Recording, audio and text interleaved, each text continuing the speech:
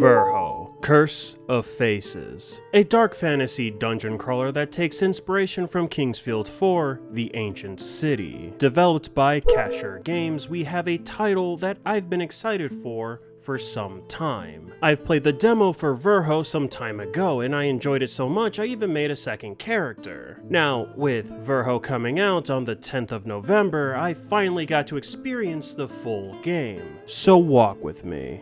I want to show you what it's like to venture through Yarov.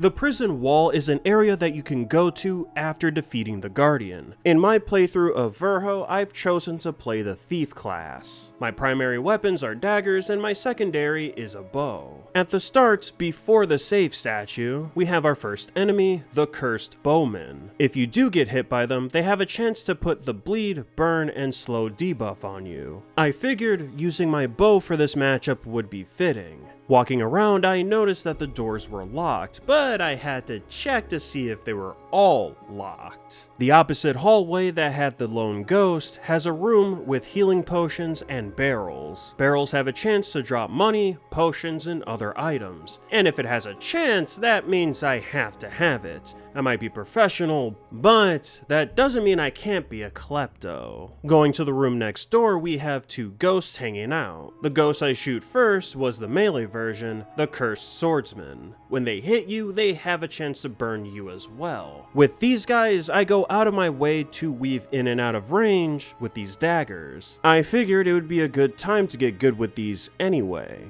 With that said, in close quarters, I use the daggers on the Cursed Bowman as well. After which I find the elevator key and an illusionary wall. This one has 2 vials of life. Exploring will net you opportunities to find illusionary walls more often, rather than, just holding the W key. Now that we have access to the elevator, we can go to the different floors. The second floor is rather small, with part of it caved in. Even if the floor isn't that expansive, I do find myself here for some time because I felt like it was a trap. I mean, come on! One lone item in a room? I feel like I'm gonna get crushed or jumped or something. However, I guess the traps were the friends who made along the way. That said, what's off about this floor is the off-colored wall right here. This is an illusionary wall as well. 4 Gale Powders, aka the resin from the Souls games. On the 3rd floor, we have more of an open area, but there are 3 crossbowmen lined up. As I try not to get domed, I get jumped by a swordsman. While dealing with these 4 ghosts, a 5th one joins. Now normally I would freak out in this situation, but I found myself able to handle this situation quite well. Even if I do get tagged by the bowman, I was able to take care of the 2 melee ones. But the funny thing is, there weren't just 5, there were 7. I start throwing firebombs to deal with the bowman to do more damage. Eventually I go back to using my daggers.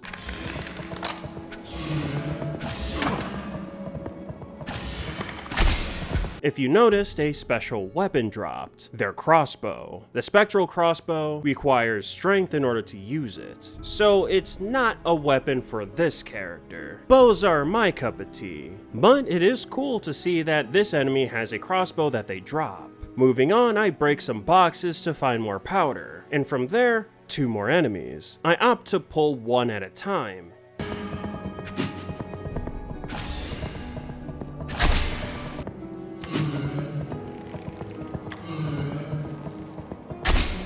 In this little area, we have lore, a key, and some items. The lore pretty much details the downfall of this area in Yarov, with demons closing in. The arcane scroll is specifically for a quest in order to get new magic. I see you brought one of the scrolls I asked for. Let's see what secrets it holds. So it is good to explore. The floor itself has a lot more treasure to pick up, and I got to meet an NPC, a dwarf. For the sake of time, I won't give you his whole introduction, but I'll give you a little sample of his voice. I hope you make it back in one piece, friend. Basically, complete the area and you'll get to have him at the Nameless Village. The Nameless Village is similar to Mejula and the Firelink Shrine from Dark Souls 2 and 1. Alright, the 4th floor is not real, but the 5th floor is, even if small.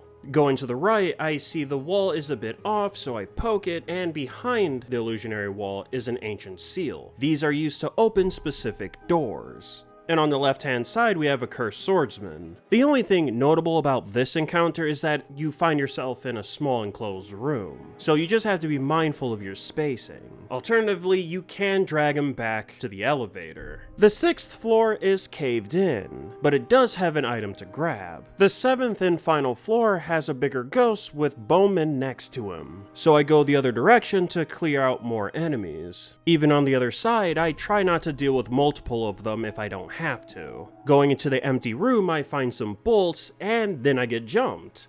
Despite this already happening to me, I wasn't thinking about ghosts going through walls at the moment. There are other enemies, and then the aforementioned larger ghost, which is a boss, and then tight corridors with traps, where you also get jumped. But I want to show you something completely different, mostly because I think it'll be more exciting: the Chaos Duelist. The Chaos Duelist has a few moves that he can do. He can stab his swords in the ground, causing a shockwave, with a third one being an explosion. He can teleport behind you, also slamming his swords in the ground, but blades will come out of the ground and do a lot of damage. He can shoot a bunch of projectiles that you have to dodge.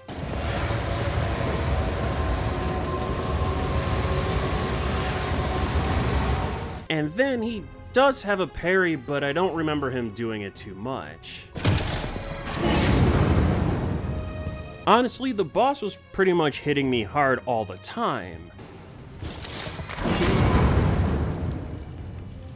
But that's on me because I did put most of my points into dex. Listen, I kinda just want to do damage. I pair my attacks with a spell, occasionally Spark, Leech, and Shadow Flame. By this point in the game, I've definitely gotten used to using Spark and Fire Bombs to burn the enemy, along with using my Royal Daggers, which poison.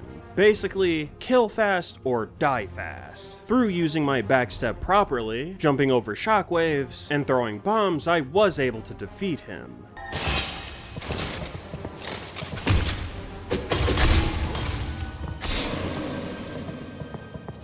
As a reward, you do get a cool sword, but I wasn't able to use it. Now, I do want to get more in depth on how the gameplay works and my feelings about it.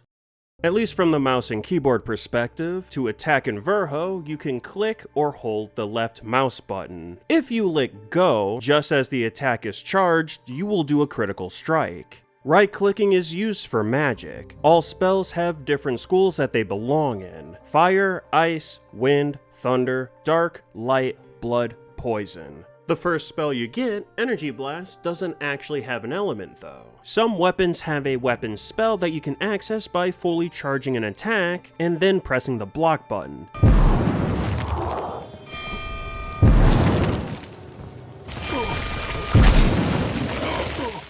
Then, you can put your weapons away to move faster. You have access to 5 different spells and items in the quick slots at maximum. You can block if you have a shield in hand, or you have only a weapon equipped. Shields block damage better than weapons, but the option is still there. There are secondary stats used for the backstep and thrust mechanic. Those secondary stats are used for moving backward when blocking and forward when you attack. Adjusting those stats will allow you to be as slippery or as sturdy as you want. And then we have the RPG stats: Strength, Constitution, Dexterity, Intelligence, Force, and Resistance. Strength, Dexterity, and Intelligence are all damage stats that affect the weapon type you are able to use, and how much damage you deal with it. All weapons have different grades of scaling, and when you place points into Strength and Dexterity, you will get HP as well. Intelligence gives you a little bit more mana. Constitution and Force are the main stats for HP and mana. And then there's Resistance, which allows you to be more resilient towards status ailments like poison and slow, etc. and it does give you a little bit of HP. Another stat to keep an eye on is the cast time for all weapons, as they differ from one another. The way you heal in the game are the classic HP and MP potions, and you can find these in barrels, get them as drops from monsters, or you could buy them from the store. Just know, while you can buy them from the store, you can't buy no more than a maximum of 10. And later on, when you're able to buy the life vials, you can only buy 5. You can actually hold a lot more of those potions, however, you have to pick them up from the ground. Now let's talk about level design. Each area has 1 to 3 statues to save progress at. Monsters respawn if you rest at the statue or leave the area. Some sections in Verho are smaller than others, needing only 1 statue that you need to loop back to. Other sections in the game are linear, which use multiple statues as checkpoints. Occasionally you'll come across a small area in any of those sections that require a light source, and there are different ways to light up areas. I personally use the light spell because it allowed me to use my daggers. However, you can use a torch. Most areas lead to some sort of boss, and there are optional bosses in the game. With all that said, how do I feel about gameplay as a whole? Well, I found myself loving the gameplay in Verho. According to Kings, when I asked him about the elements he focused on, he stated it was exploration first and then combat. He also mentioned that he took what he thought was the best from the Souls games without making it a Soulslike. He wanted it to specifically be a game like Kingsfield before anything. I can respect that, especially because not every game needs to be a Soulslike, but you can still use elements that you like from those games. When it comes to exploration for the game, I always felt like I was being rewarded. I couldn't use every weapon or spell, but there were enough upgrade materials and money. I also like taking things, so it's not like it matters too much. The combat resonated with me because I wanted to try to get a critical strike whenever possible. The daggers charge up really fast, so it felt satisfying when I'm able to land multiple critical strikes in a row. Then there's the weaving in and out of combat that I've mentioned before. That, when done properly, it feels good. In addition to that, there is a spell that's dedicated for that mechanic too, which I made my character learn. Speaking of magic, I was actually pretty happy about being able to use some of the spells myself, and even the beginning spells being useful later in the game. For instance, you have the spell Spark. It doesn't do that much damage up front, but when you burn the enemy, it does a lot more. And stacking it with poison makes it all the better. Then there are spells like Light, that is pretty cheap to learn, and then there's Identify, which gives you the weakness of the enemy. Then there's also the Red-Eye Daggers, which I found to be really cool. But disclaimer, before the release of the game, people were able to give suggestions on spells in Verho, and I asked for a Shadow Step type move. But according to Kings, the move was a little bit too hard to code, so instead he gave the gold daggers a weapon spell called Red Eye. And I'd say that's a great compromise.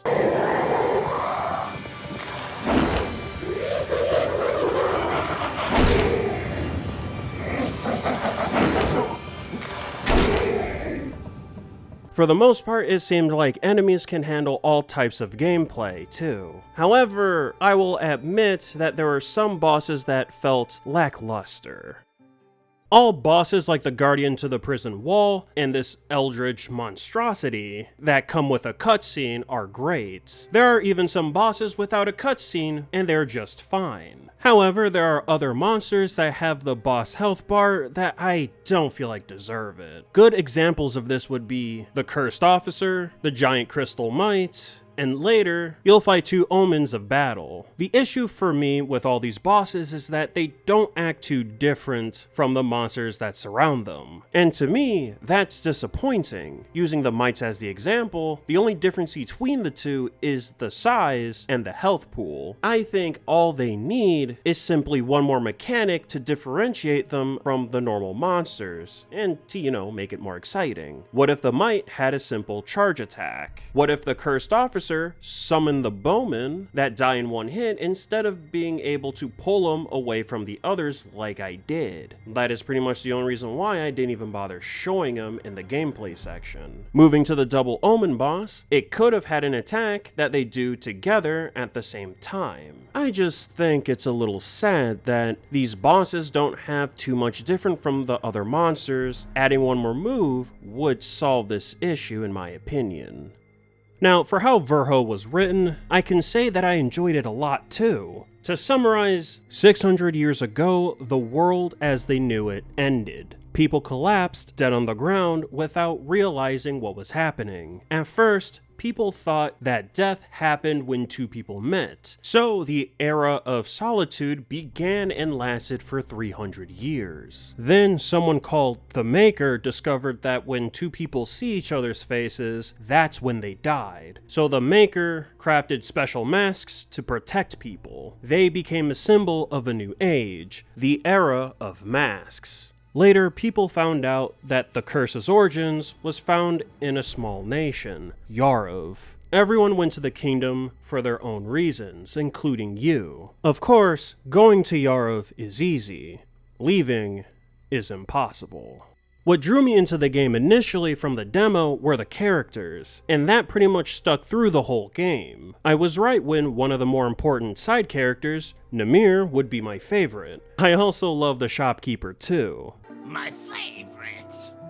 Come. But the thing is, I found myself enjoying everybody. The only character I disliked was Garrett. I've said this before when talking about the demo, but I would have preferred the character to be written a little bit more subtly, especially compared to what he is now. As far as the lore goes, I personally found the maskless village with how it formed, the forest that isn't a forest anymore, and the backstory with some of the characters to be fascinating. As a whole, I liked how Verho was written, especially when it comes to the characters. The way Verho looks and sounds is good, just unremarkable. Starting with the visuals, I can always vibe to low poly art. That hasn't changed for me since I played the demo. Friendly NPCs and enemies look fine, along with the areas you travel in and visual effects. The art direction is cohesive. I'd say the worst part is that I'm mostly indifferent towards the medieval dark fantasy setting. I understand from what you told me, you got the inspiration for Yarov from Kingsfield, Dark Souls, and other media with the gothic aesthetic. It's more of a me thing, I'll admit. I've seen the setting so much, and this world is portrayed like those other pieces of media that I've experienced. I still like some of the areas like Mount Ignil and the different realms. Mount Ignil is a great area with a creepy vibe that I wasn't expecting. How the monster looks at you through the mist was really unnerving. In the realms, well, I like the red one. That's about all I can say about it. I also like how the weapons look, despite the fact that I wasn't able to use a lot of them because of the character I played. Maybe next time. If I had to deal with the old lighting system from the demo version that I played, I think I would have had something negative to comment on. But that's not the case, fortunately. The Verho sound design is also good. Maybe the mixing is a little bit off at times at the worst, but otherwise what you have works, and even some of the music in the game is quite nice. Overall, I found my excitement towards Verho not being misplaced. I really enjoyed playing it a lot. Even if I did find a few of the bosses to be a little bit bland, I liked everything else. Yarov was a blast to explore and combat was awesome. The fact that I grew attached to some of the characters is also a good sign that you were doing something well with the writing. Given how many weapons, spells, items, and endings there are, Verho is extremely replayable too. It makes it all the better that you're gonna add a New Game Plus system to the game that is similar to Dark Souls 2. For those that don't know, this will mean the game will have different enemy placements, along with the game being harder as a whole. If you are interested in Verho, you can get it on Steam for $19.99. If you happen to have already played Verho and done replaying it, let me recommend Morta. It's also a dark fantasy game with similar inspirations to Verho. The difference is it's an FPS. Anyway, I want to thank Kings for answering questions I had about Verho's development for this video. Anyway, that's it from me. Remember to like, comment, and subscribe, and I'll see you in the next one.